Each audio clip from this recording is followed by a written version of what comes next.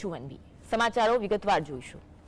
પંચમહાલના ગોધરાના ફાટકમાં નવા બની રહેલા અંડરપાસની કામગીરી લાંબા સમયથી મંથર ગતિએ ચાલતી હોવાથી સ્થાનિક વેપારીઓમાં રોષની લાગણી જોવા મળી। રેલવે તંત્ર અને આરએનબી વિભાગ દ્વારા 2 વર્ષ અગાઉ શહેરા ભાગોળ અંડરપાસ નવીન બનાવવાની કામગીરી હાથ ધરવામાં આવી હતી, જેથી લાંબા સમયથી કામગીરી મંથર ગતિએ હોવાથી સ્થાનિક વેપારીઓ વહેલી તકે કામગીરી પૂર્ણ કરી રસ્તો ચાલુ કરવાની માંગ કરી રહ્યા છે। છેલ્લા ઘણા સમયથી ફાટક બનાવવાની કામગીરી થઈ રહી છે, જેના કારણે વેપારીઓને પણ નુકસાન થઈ રહ્યું છે। સ્થાનિક વેપારીઓ દ્વારા આ અંગે રોષ વ્યક્ત કરવામાં આવ્યો છે, કારણ કે આ કામગીરી છે મંથર ગતિએ ચાલી રહી છે। છેલ્લા ઘણા સમયથી આ કામગીરી કરવામાં આવી રહી છે, પરંતુ હજુ સુધી કામગીરી પૂર્ણ થઈ નથી।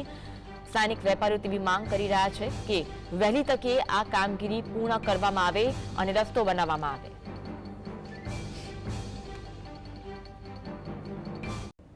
આજ અંગે વધુ વાત કરીશું। સંવાદદાતા રવિ અમારી સાથે લાઈવ જોડાયા છે। રવિ, 2 વર્ષ અગાઉ શહેરા ભાગોળ અંડરપાસ નવીન બનાવવાની કામગીરી હાથ ધરાઈ, પરંતુ હજુ સુધી પૂર્ણ થઈ નથી। શું કહેવું છે આ અંગે સ્થાનિક વેપારીઓનું? ચોક્કસ જણાવી દઉં, શહેરા ભાગોળ વિસ્તાર છે ત્યાં ફાટક આવેલું છે, ત્યાં અંડરપાસ બનાવવાની કામગીરી ચાલી રહી છે। છેલ્લા 2 વર્ષથી આ કામગીરી ચાલી રહી છે, પરંતુ હજુ સુધી જે કામગીરી છે તે પૂર્ણ નથી થઈ, જેના કારણે જે રસ્તો છે તે બંધ કરી દેવામાં આવ્યો। સ્થાનિક વેપારીઓને પણ આર્થિક રીતે ત્યાં ગંભીર અસર વર્તાય છે, કારણ કે જે રીતે રસ્તો બંધ છે જેના કારણે સ્થાનિક વેપારીઓ છે તેઓની પણ જે હાલત છે તે કફોડી બની છે। તદ ઉપરાંત જે વાહન ચાલકો છે તેઓને પણ ક્યાંક ને ક્યાંક તકલીફ પડી રહી છે।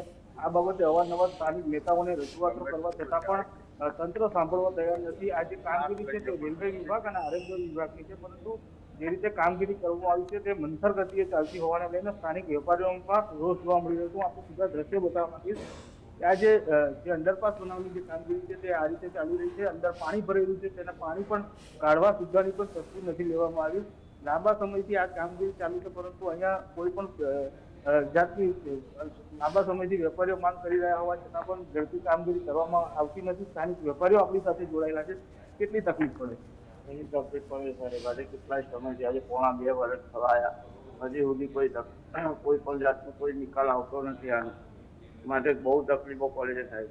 અમે વારંવાર રજૂઆત કરવા છતાંય કોઈ પણ અધિકારી આવીને ઉભા નહીં રહેતા, કોઈ જીતવા પણ આવતા નથી। માટે તકલીફ તો બહુ જ છે। બને એટલી ઉતાવળથી કામ થાય અમારા માટે કંઈક યોજના કરો સાહેબ। કોને કોને રજૂઆતો કરી? અમે સીકે રાહુલજીને જઈ આવ્યા, કેવા આપણે રેલવેના અંદર પણ જઈને આવ્યા, 2-4 વખત બધાને રજૂઆત કરી, કોન્ટ્રાક્ટરને પણ કરી।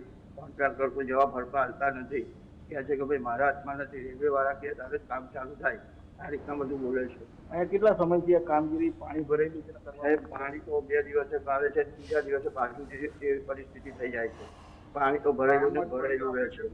પાણી આ લોકોએ ઊંડું નારું કરવાના લીધે 4 વ્હીલરની જગ્યાએ ટ્રકની જગ્યા કરી દીધી છે। જોડે તલાવ છે, પાણી વારે ઘડીએ ભરાઈ જાય છે। પરિસ્થિતિ તો આની યાદ સાહેબ રહે છે। તમે ધારાસભ્યને રજૂઆત કરવા ગયા તો શું કીધું?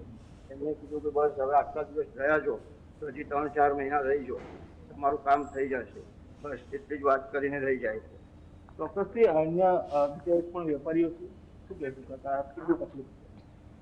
તકલીફ તો ઘણી બધી છે, પણ હવે વારે ઘડીએ રજૂઆતો કરવાની અંદર હવે કોને અમારે રજૂઆતો કરવી?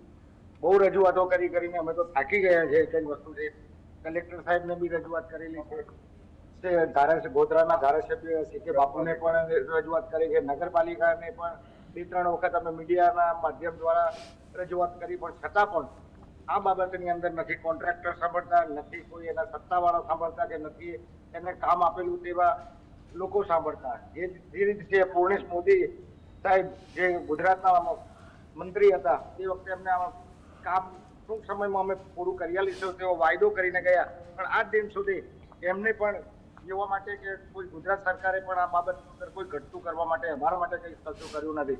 અને અમારો વેપારી વર્ગ આખો તૂટી ગયો છે સાહેબ। આજે 2 વર્ષ થવા એવા વાતને, અને 2 વર્ષની અંદર અમારા વેપાર ધંધા અને આજે બેંકની લોનો ભરવી અમારા માટે બહુ અશક્ય થઈ ગઈ છે। એટલે મહેરબાની કરી અને આટલું વહેલી તકે જો કાર્ય થાય તો 2 હાથ જોડીને વિનંતી કે જલ્દી આ કાર્ય અમને પૂરું કરીને અમને અવર જવરનો રસ્તો કરી આપે। કેટલા સમય ગયા? છેલ્લા લગભગ પોણા 2 વર્ષથી આ સ્થિતિની અંદર અમે જીવી રહ્યા છે।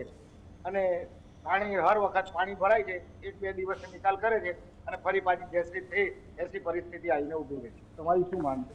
અમારી માંગ એક જ છે કે અમને જે બનાવવા એ સરકારે ધાર્યું છે એ કાર્ય વહેલી તકે પૂરું કરી અને રસ્તાની અવર જવર ચાલુ કરી આલો સાહેબ, એ જ અમારી માંગણી છે, બીજી અમારી કોઈ માંગણી નથી. ચોક્કસથી અહીંના જે લોકો છે તે વહેલી તકે આ કામગીરી પૂર્ણ કરીને રસ્તાની અવરજવર શરૂ કરવામાં આવે જેથી તેઓના ધંધા રોજગાર પણ ફરી ધમધમતા થાય તેવી માંગ કરી રહ્યા છે. ખાસ કરીને વાત કરવામાં આવે તો ગોધરા શહેર ના જે હોલસેલ માર્કેટ છે તેને એ માર્કેટને જોડતો આ માર્ગ છે અને અહીંયા મોટી સંખ્યામાં લોકોની અવરજવર રહેતી હોય છે, પરંતુ લાંબા સમયથી જે રસ્તો બંધ હોવાના કારણે અહીંયા અવરજવર તો બંધ જ છે, પરંતુ જે રીતે સ્થાનિક વેપારીઓના ધંધા રોજગાર પર પણ માઠી અસર વર્તાય છે, ત્યારે આ જે કામગીરી છે તે વહેલી તકે પૂર્ણ થાય તેવી માંગ સ્થાનિકો કરી રહ્યા છે. જી, આભાર રવિ જોડાવા માટે.